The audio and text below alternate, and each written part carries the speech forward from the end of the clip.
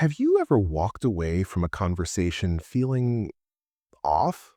Not angry enough to confront someone, but bothered enough that it keeps replaying in your mind? That backhanded compliment from a colleague, that passive-aggressive comment from a family member, that dismissive tone from someone who should respect you. Here's what nobody tells you. Subtle disrespect is often more damaging than outright aggression. Why? Because it operates in the shadows. It makes you question yourself. Am I being too sensitive? Did they really mean that? Should I even say something? Today, we're going to decode the anatomy of subtle disrespect, understand why people use it, and, most importantly, master the art of responding in ways that command respect without lowering yourself to their level. Because the right response isn't about winning an argument, it's about establishing boundaries that protect your peace and dignity. Let's dive in. Section 1. Understanding subtle disrespect. Before we can respond effectively, we need to recognize what we're dealing with. Subtle disrespect wears many masks, and learning to identify them is your first line of defense. What exactly is subtle disrespect? Subtle disrespect is any behavior that undermines your dignity, dismisses your value, or violates your boundaries, but does so in ways that are difficult to call out directly. It's disrespect with plausible deniability built in. Think of it as emotional paper cuts. One doesn't hurt much, but hundreds of them over time, they can leave you bleeding. Common forms include backhanded compliments, "Wow, you're actually smart," implying they expected you to be dumb, or "You look great for your age," highlighting age as a deficit, or "I'm surprised you finished that project. It seemed complicated for you." Passive-aggressive behavior. The silent treatment, sarcastic remarks disguised as jokes, agreeing to something then deliberately doing the opposite. "Oh, I thought you knew how to do that already." Dismissiveness. Interrupting you constantly, looking at their phone while you speak, changing the subject when you share something important. "That's nice, but anyway."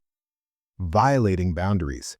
Showing up unannounced, sharing your private information without permission, making decisions that affect you without consulting you. "I didn't think you'd mind." Undermining.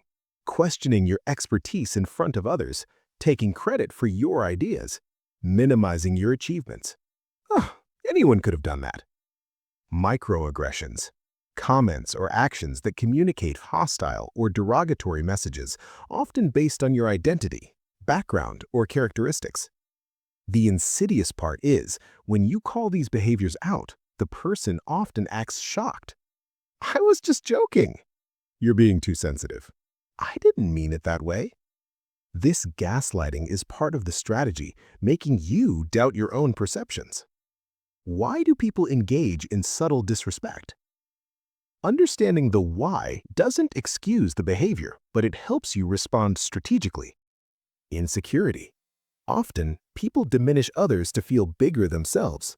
Your success, confidence, or happiness threatens their fragile self-image. Power plays. Some people test boundaries to see what they can get away with. It's dominance behavior disguised as social interaction. Learned behavior. They grew up in environments where this was normal communication. They're repeating patterns without awareness. Conflict avoidance. Ironically, some people are so afraid of direct confrontation that they express dissatisfaction through passive-aggressive means. Manipulation.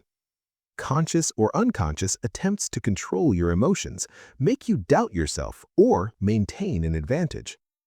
The key insight here is this: their behavior is about them, not you. But your response, that's about you protecting your peace and establishing what you will and won't accept. Because the right response isn't about winning an argument, it's about establishing boundaries that protect your peace and dignity. Section 2. Why subtle disrespect requires a response. Let's address the elephant in the room. Why bother responding at all? Why not just ignore it and move on? Here's the uncomfortable truth. What you allow will continue, and often it will escalate. The cost of silence. When subtle disrespect goes unaddressed, several things happen. You teach people how to treat you. Every boundary you let slide becomes the new baseline. That colleague who interrupts you constantly, they'll keep doing it and possibly escalate to more overt disrespect because you've shown them it's acceptable. Your self-respect erodes. Each time you swallow disrespect, you send yourself a message: I'm not worth defending. Over time, this damages your self-esteem and confidence more than the original slight ever could. The pattern spreads. When others see someone treating you disrespectfully without consequence, it signals that this is acceptable. Suddenly, you're dealing with multiple people crossing your boundaries. Resentment builds. Ignored disrespect doesn't disappear, it accumulates. You might think you're keeping the peace, but you're actually building a reservoir of bitterness that will eventually overflow, often in disproportionate or destructive ways. But here's the critical nuance. Responding doesn't mean reacting emotionally or aggressively. It means addressing the behavior in a way that's strategic, measured, and effective. The goals of your response should be: establish boundaries, make it clear what behavior is unacceptable, maintain dignity, respond in ways that reflect your values, not their poor behavior, protect your peace, address the issue so it doesn't consume your mental energy, discourage repetition, make it less appealing for them to disrespect you again. Model self-respect. Show yourself and others watching that you value yourself. Notice what's not on this list? Punishing them, winning an argument, or making them feel bad. Those might feel tempting, but they're rarely effective and often backfire. The most effective responses come from a place of grounded clarity, not emotional reactivity. Section 4. The right responses, strategies that work. Now for the good stuff. These strategies work because they're clear, maintain your dignity, and put the responsibility for the disrespect exactly where it belongs, on them. Strategy 1. The direct clarification. Call out the behavior calmly and directly, without aggression or over-explaining. How it sounds? That comment felt dismissive. Was that your intention? When you interrupt me repeatedly, it communicates that what I'm saying isn't important to you. I'm going to stop you there. That statement was inappropriate. Why it works? You're naming the behavior without attacking the person. You're not asking for an apology or waiting for them to validate your feelings. You're simply stating reality. This often catches people off guard because they expected you to either not notice or not say anything. The key? Use a calm, neutral tone. You're not accusing them or getting emotional. You're simply observing what happened. This makes it very difficult for them to dismiss you as too sensitive. Strategy 2. The strategic question. Ask a question that forces them to examine their behavior or makes the subtext text. How it sounds? What did you mean by that? Can you explain that comment? I'm curious why you would say that. Walk me through your thinking. Why it works? You're putting the burden of explanation on them. If their comment was innocent, they should be able to explain it easily. If it was subtly disrespectful, forcing them to articulate it explicitly often makes them backtrack or exposes the disrespect clearly. Example in action. Them? Wow, you're early for once. You? What do you mean by for once? Them? Oh, you're usually late. You? Actually, I'm typically on time. Can you give me an example of when I was late? Suddenly, they're scrambling because they either made it up or wildly exaggerated. You've challenged the underlying assumption without getting defensive. Strategy 3. The boundary statement. Clearly state what you will and won't accept, then follow through. How it sounds? I don't engage with sarcasm when we're trying to have a serious conversation. When you're ready to speak directly, I'm here. I need you to not share my personal information with others without asking me first. If you continue to speak to me in that tone, I'm going to end this conversation. Why it works? You're not trying to control their behavior, you're stating your boundary and the consequence if it's crossed. This puts the choice in their hands. If they cross it, you follow through immediately. This teaches them that your boundaries are real. Critical component. Actually follow through. Empty boundaries are worse than no boundaries because they teach people your words don't mean anything. Strategy 4. The pattern highlight. Point out the pattern of behavior, not just the isolated incident. How it sounds? I've noticed that in the last 3 meetings, you've talked over me when I'm presenting. That needs to stop. This is the 4th time you've made a comment about my appearance when I've asked you not to. There's a pattern here where you agree to plans and then cancel last minute. It's affecting our relationship. Why it works? It's harder to dismiss a pattern as a misunderstanding or accident. It also shows that you're paying attention and won't let these behaviors slide under the radar. Strategy 5. The mirror. Reflect their behavior back to them to highlight how inappropriate it is. Them. You're so sensitive. You. And you're being dismissive. If we're labeling each other, I can play that game too, or we could have a productive conversation. Them. I was just joking. You. Jokes are funny. What you said wasn't. If you have to say I was just joking to defend something, it probably wasn't appropriate. Why it works? It disrupts their script. They expect you to get defensive about being too sensitive. Instead, you're calmly pointing out their behavior. You've changed the dynamic. Use sparingly. This can come across as combative if overused, so reserve it for moments when someone is really trying to gaslight you. Strategy 6. The consequence implementation. When words don't work, let your actions speak. How it looks? Reducing contact with someone who repeatedly disrespects you. No longer sharing personal information with someone who's proven trustworthy. Excluding someone from opportunities or social situations if they can't be respectful. Documenting behavior in professional settings and escalating if necessary. Why it works? Some people don't respond to words. They respond to consequences. When they realize their behavior costs them access to you, your time, or opportunities, it often changes. Important note: this isn't about punishment, it's about protection. You're not trying to hurt them, you're protecting yourself from repeated harm. Strategy 7. The strategic exit. Sometimes the best response is to remove yourself from the situation. How it sounds or looks? I'm going to step away from this conversation. We can continue when we can be respectful. Ending a phone call when someone becomes disrespectful. Leaving a gathering where you're being treated poorly. Declining invitations from people who consistently show you disrespect. Why it works? Your presence is a gift. When you remove it, you make a clear statement about what you will and won't tolerate. It also protects your peace in the moment. The key? Don't storm off dramatically. Simply, calmly remove yourself. I need to go. We can talk later. Done. Section 5. Tailoring your response to the situation. Not all subtle disrespect is equal, and not all relationships warrant the same response. Context matters. Let's break down how to adjust your approach. In professional settings. Key considerations. You may need to maintain these relationships. There are often power dynamics at play. Documentation may be important. Best approaches. Direct clarification delivered professionally. Strategic questions that highlight the inappropriate behavior. Boundary statements framed around productivity and professionalism. Documentation of patterns for HR or management if needed.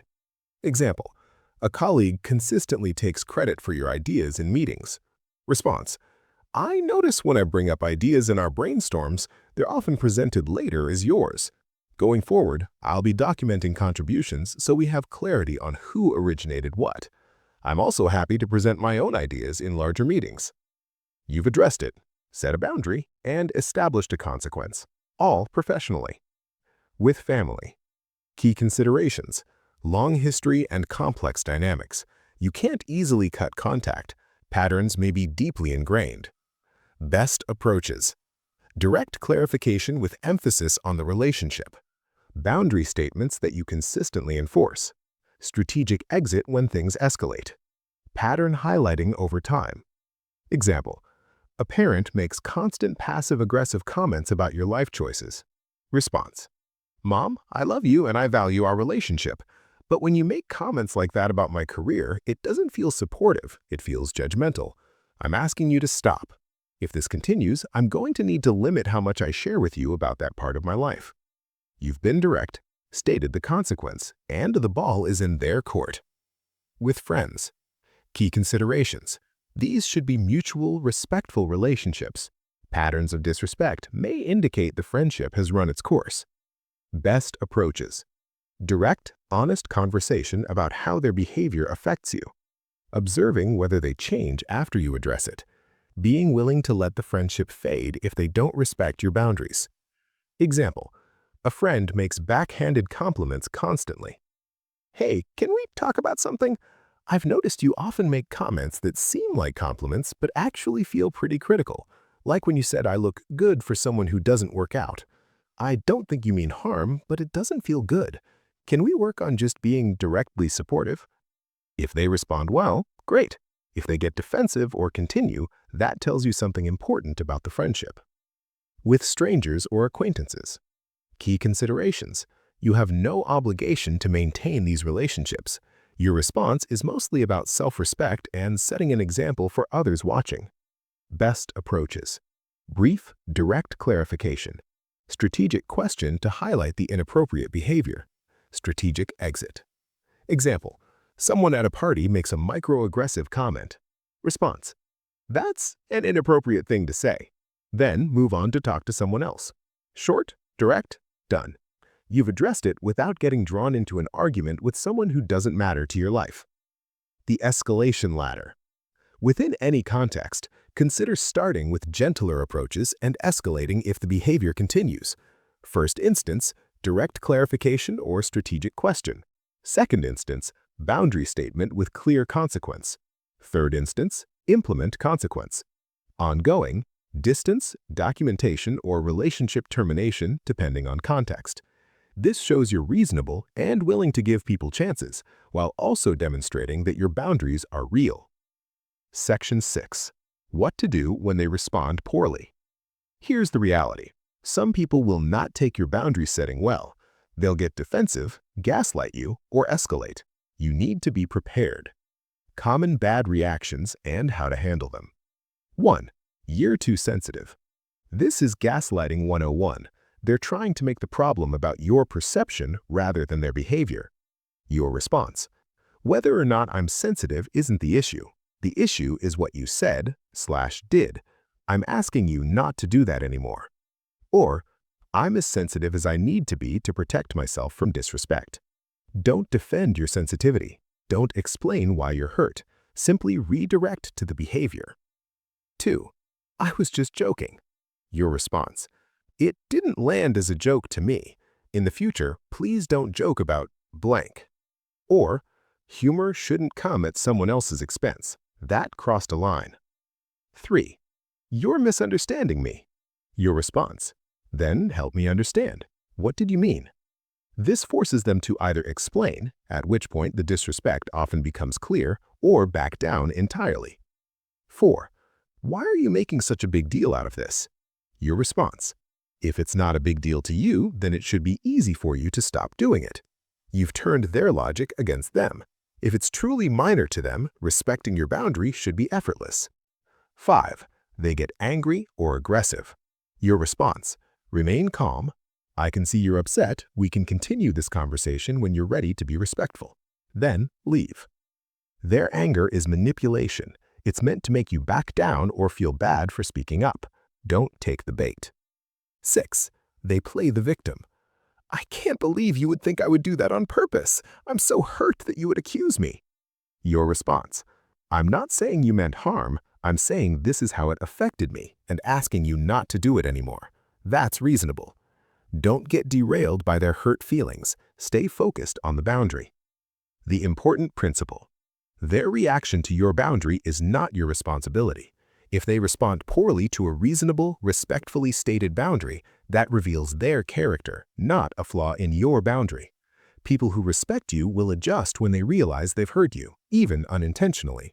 People who don't respect you will make it about your reaction rather than their action. This is diagnostic. Use it. Section 7. Building long-term respect. Responding to individual incidents is important, but the real work is building a life where you're less likely to encounter disrespect in the first place. How to cultivate an environment of respect. 1. Be consistent. Enforce your boundaries every time, not just when you're in the mood or when it's convenient. Consistency teaches people that your boundaries are real and non-negotiable. Inconsistency teaches them that if they push hard enough or catch you on a good day, the boundary will dissolve. 2. Demonstrate self-respect in all areas.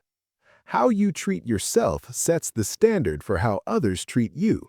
If you constantly talk down to yourself, ignore your own needs, and fail to honor your own boundaries, others will follow suit. Practice self-respect in your self-talk, in how you spend your time, in the standards you maintain. It radiates outward. 3. Surround yourself with people who model respect. You become like the 5 people you spend the most time with. If you're constantly surrounded by people who engage in subtle disrespect, it starts to seem normal. Actively cultivate friendships and relationships with people who communicate directly, respect boundaries, and treat others with dignity. Their presence in your life will raise your standards for what you accept. 4. Address small violations early. Don't wait until you're fed up to speak up. Address the first boundary crossing, not the 15th. This prevents resentment buildup and makes the conversation less charged. "Hey, could you not do that?" is much easier than, "I can't believe you've been doing this for months." 5. Model the behavior you want to receive. Be the person who doesn't engage in subtle disrespect. Don't make backhanded compliments. Don't be passive-aggressive. Communicate directly. This isn't just about karma, it's about integrity. You can't demand a standard you're unwilling to meet. 6. Develop the ability to walk away. The ultimate boundary is your willingness to end relationships that are consistently disrespectful. This doesn't mean being quick to cut people off, but it does mean recognizing when a relationship is toxic and having the self-respect to exit it. Some people will only respect you from a distance. Give them that distance. Build your self-worth from within. When your sense of worth depends on others' approval, you become vulnerable to tolerating disrespect in exchange for acceptance. When your worth is internally grounded, you can enforce boundaries without fear. Do the inner work, therapy, journaling, meditation, whatever helps you build that internal foundation. The compound effect. Here's what happens when you consistently respond to disrespect and maintain boundaries. Disrespectful people start self-selecting out of your life. Respectful people are drawn to your clarity and self-respect. You become known as someone who doesn't tolerate nonsense. Fewer people test you because your reputation precedes you. Your relationships become healthier and more genuine. It's not overnight, it's a gradual shift. But over months and years, you'll notice that the quality of your relationships and interactions improves dramatically. Let's bring this home. Subtle disrespect is one of those insidious challenges in life that slowly erodes your peace and self-respect if left unchecked. It's easy to ignore, rationalize, or minimize, which is exactly why it's so damaging. But here's what I want you to understand. You are worthy of respect. Not because you've earned it through accomplishments or because you're perfect, but simply because you're a human being with inherent dignity. Anyone who interacts with you should recognize that. When they don't, whether through backhanded compliments, passive-aggressive behavior, dismissiveness, or any other form of subtle disrespect, you have not just the right, but the responsibility to yourself to address it. Your response doesn't need to be aggressive or emotional. In fact, it's most effective when it's not. The calm, direct, boundaried response is your superpower. It establishes your standards without lowering you to anyone else's level. Remember, call it out when you see it. Don't let it hide in the shadows. Stay calm and strategic, not reactive. Set boundaries and actually enforce them. Tailor your approach to the context and relationship. Be consistent over time to build a reputation for self-respect. Be willing to walk away from people who refuse to respect you. And most importantly, their poor reaction to your boundary is not evidence that your boundary is wrong. It's evidence that the boundary was necessary. You will encounter people who don't like it when you stand up for yourself. They've benefited from your silence. Good. Let them be uncomfortable. Their discomfort is not your problem to manage. Your job is to protect your peace, maintain your dignity, and surround yourself with people who add to your life rather than subtract from it. This isn't about being difficult or oversensitive. It's about having enough self-respect to say, I deserve better than this, and meaning it. The people worth keeping in your life will rise to meet that standard. The people who don't, they're doing you a favor by showing themselves out. You teach people how to treat you. Every interaction is a lesson. Every boundary you enforce is a statement about what you value. Every time you walk away from disrespect, you walk toward a life of greater peace and dignity. So the next time you encounter subtle disrespect, and you will, you now have the tools to handle it with grace, strength, and clarity. Stand firm, speak up, protect your peace. You've got this. If this resonated with you, I want to hear about it. Have you experienced subtle disrespect? How did you handle it? What's your biggest challenge in setting boundaries? Share your story in the comments. Your experience might be exactly what someone else needs to hear. And if you found this valuable, make sure to like and subscribe for more content on self-respect, boundaries, and building a life of dignity and peace. Until next time, stay strong, stay kind to yourself, and remember, you deserve respect every single day.